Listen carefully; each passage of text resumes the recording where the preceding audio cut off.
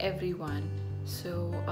I'm back with the series to get the series going, and today we are going to talk on a topic which is really something which hounds people like anything.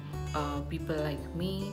I'm sure there will be more friends like me who would be suffering with this disorder, this lifestyle disorder, and let's take some time out to talk about this, as well as come up with some ideas on how we can together surpass this condition. So what we are talking about today is nothing but thyroid issues. Specifically, in my case, what I would like to stress much on would be this condition called hypothyroidism, which is, you know what it is. So the people who know me, they know what it actually feels like, because it definitely shows up physically in your physical appearance. So now to just get started and to give you an idea, let's break down this big word into two parts. So hypothyroidism. So hypo means less. Thyroidism is a condition related to your thyroid gland. So we have two types of extreme conditions which get established in our bodies.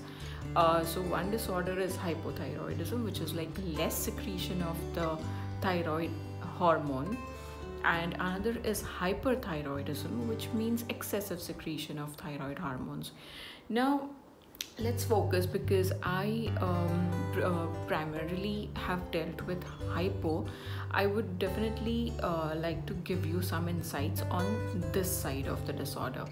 So a hypothyroidism means your thyroid gland is basically not functioning enough to secrete or to generate the required levels of thyroid hormones. Now, which are these hormones? It's T3 and T4. So there is a hormone called TSH, which is thyroid stimulating hormone, which actually gets secreted, and the levels that this hormone can fluctuate on will decide, or rather decides, the level of secretion of your T3 and T4. So now, to tell you my story, I started working in the year 2008 after I passed my engineering, and I had to leave my home. I had to get outside, look at the world, as an independent person, having nobody to take care of myself like the way it used to be before at home with parents. So when I stepped outside for work, I definitely had to rely on external sources for my food and everyday food and water and everything, like, because I hardly knew how to cook. So that became an additional burden on the health, where I started eating outside in office cafeterias and outside food messes and things like that. So when you actually divert your diet or your food habits from what you eat at home, that is, gold. Whatever you eat at home, nothing can replenish or replace it. So that dal chawal sabzi roti, it's wholesome. But the moment you give up on that and you start eating partial junk or full junk food items, you don't know how it affects your body in the longer run. It did to me, and it was a little too late when I realized that, okay, fine, something different is being experienced by me and my body. So so what happens is, like, when you do not when you do not control your food habits, you eat late after coming home late from office, and you take a lot of stress. So the points that I'm coming to are two.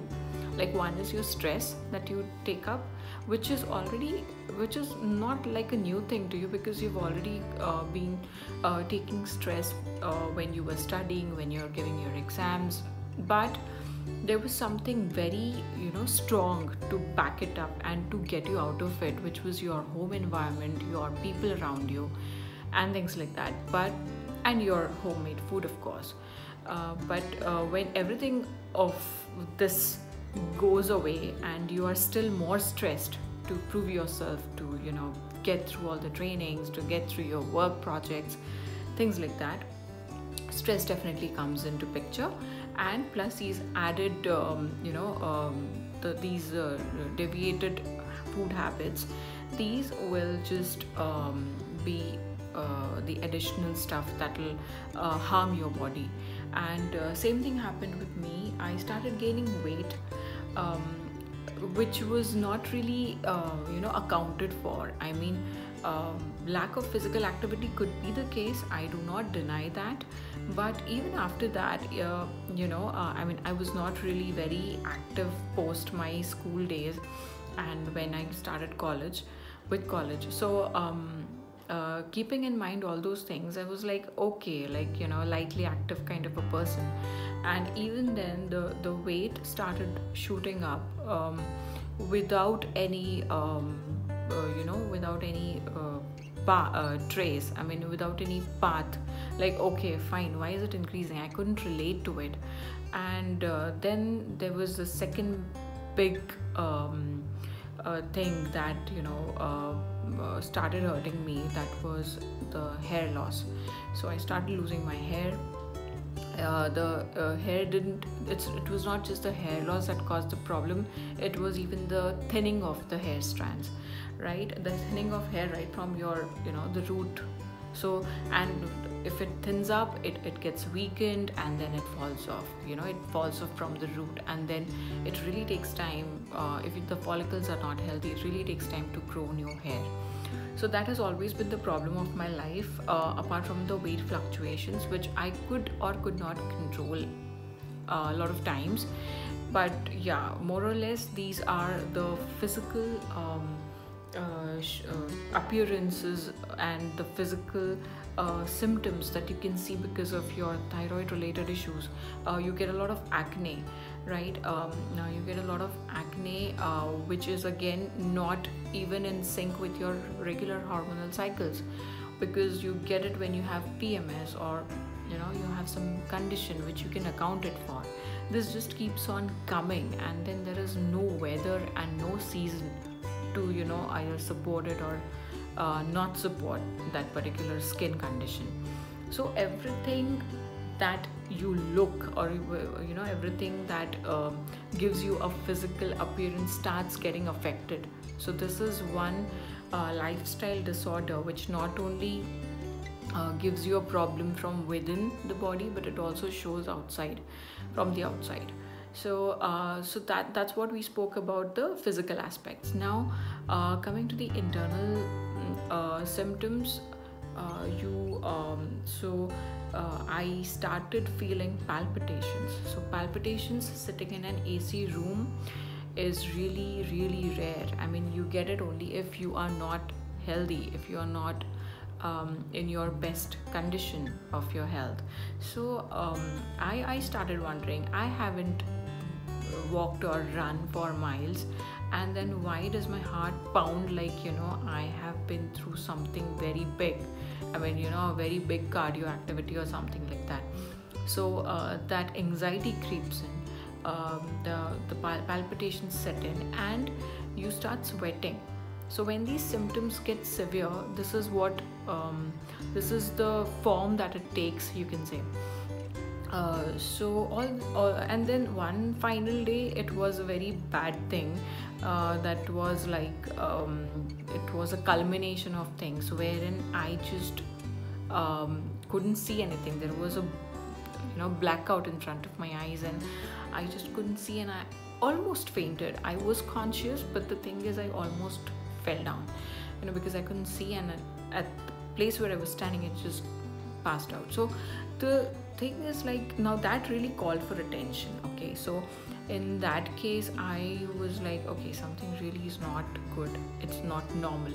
Let's get it checked. So when we have our annual health checkups from our corporate uh, connections that we have, or tie-ups, or something, which are kind of regular normal checkups to the doctor. So I just went to one of those, and then this thyroid checklist, I mean the thyroid profile, was a part of it, which nobody even told me, nobody even kind of suggested. I mean, it never came to anybody's mind. There's no one to blame for it, but even I couldn't understand what's going on, not neither my parents.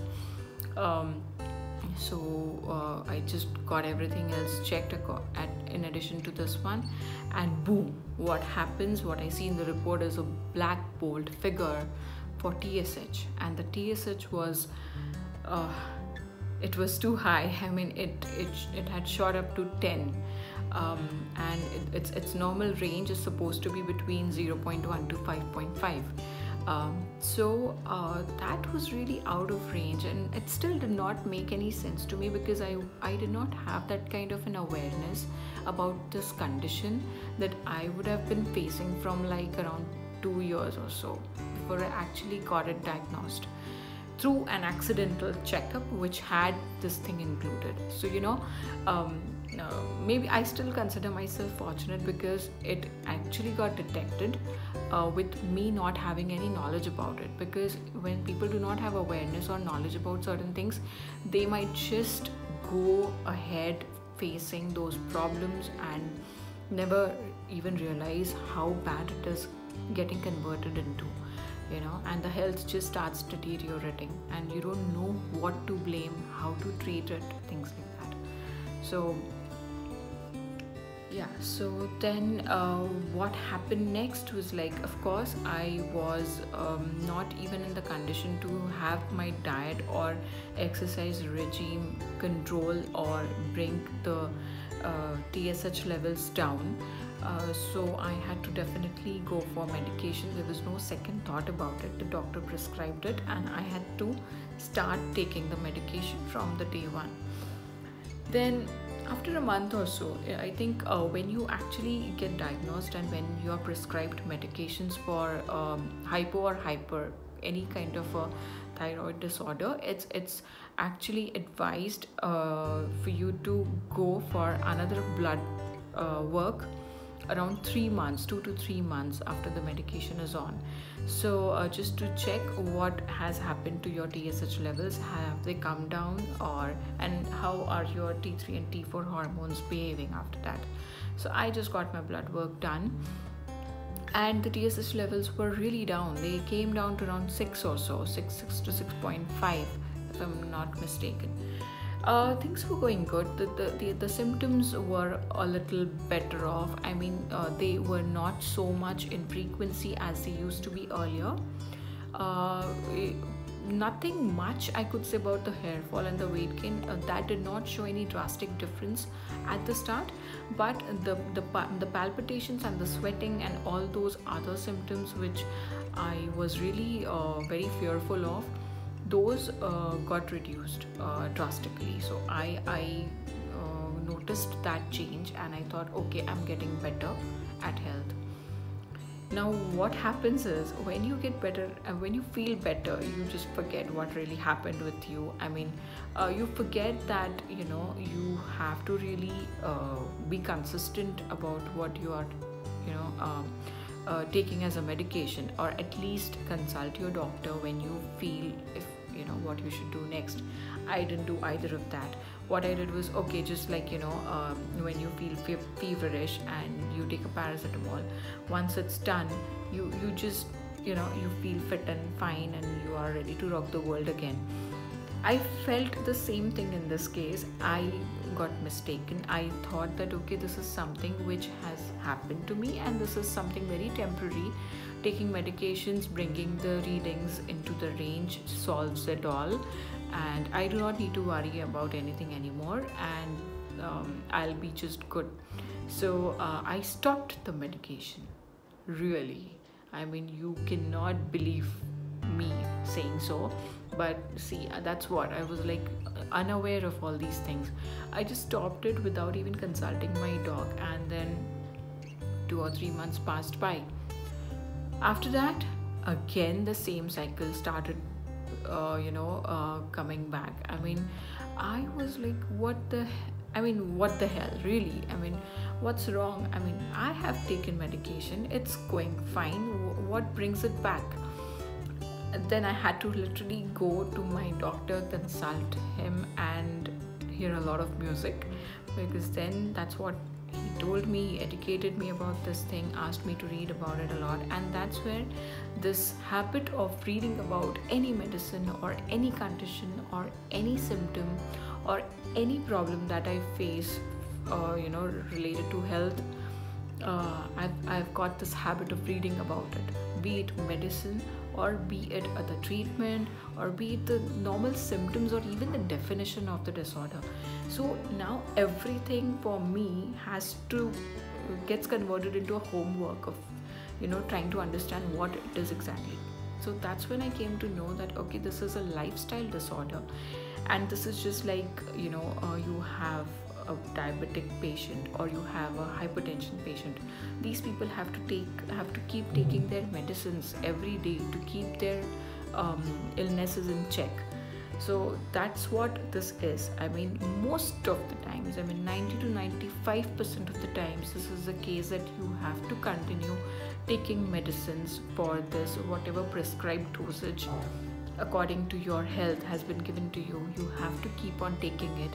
And if you are still feeling issues, maybe your internal bodily functions are changing in a way that they are also contributing to hormonal fluctuations, in that case your said or prescribed dose might also not help you, or it might still alleviate or increase the symptoms. In that case, your dosage is kind of increased or reduced after a checkup that is done by your doctor.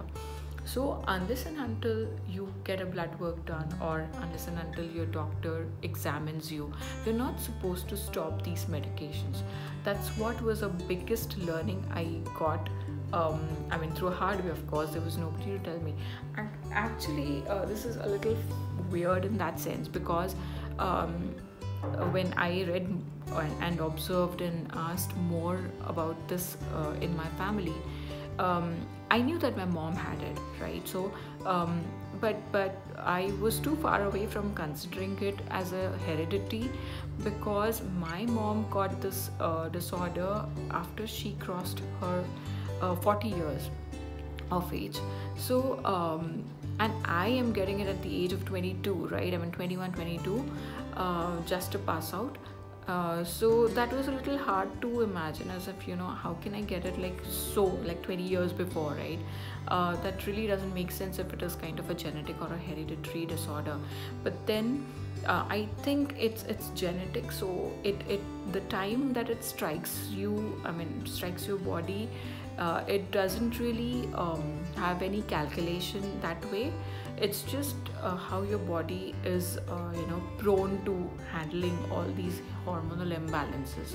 And I guess my lifestyle, the drastic change in my lifestyle just gave into all this disorder being manifesting in my body.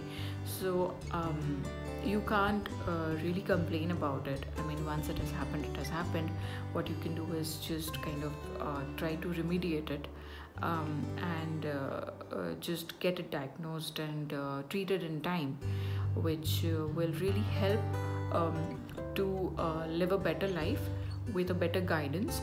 And I think, yeah, so now if you ask me, my readings are quite in check from around 5 to 6 years now. There's one smallest amount of dosage that I really take. It's 25 mcg of Thyronome that I really have stuck with for like years now. So it has not gone up or down at any point in time. So that itself means that the body is functioning well with that amount of dose, and it's able to carry out its thyroid related operations not up to the mark, but yeah, I mean, to get the job done, and not giving any severe or any drastic or any dangerous symptoms. So that's all about the hypothyroidism journey which I wanted to share. It stays.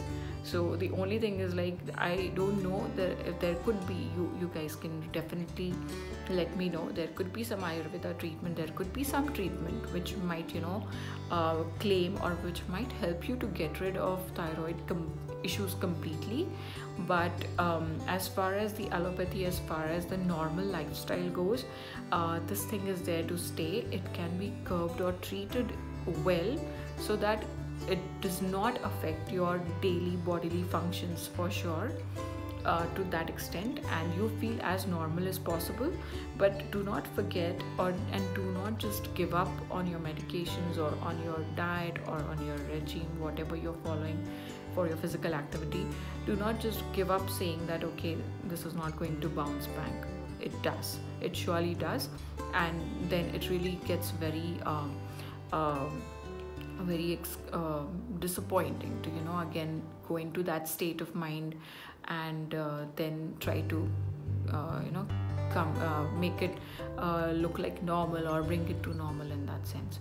So I would just wish everyone a very good health, and if there are certain issues which you are facing, just shout out, just show it to your doctor, just get yourself examined, diagnosed with the right thing, and then just follow the prescriptions. Thank you so much.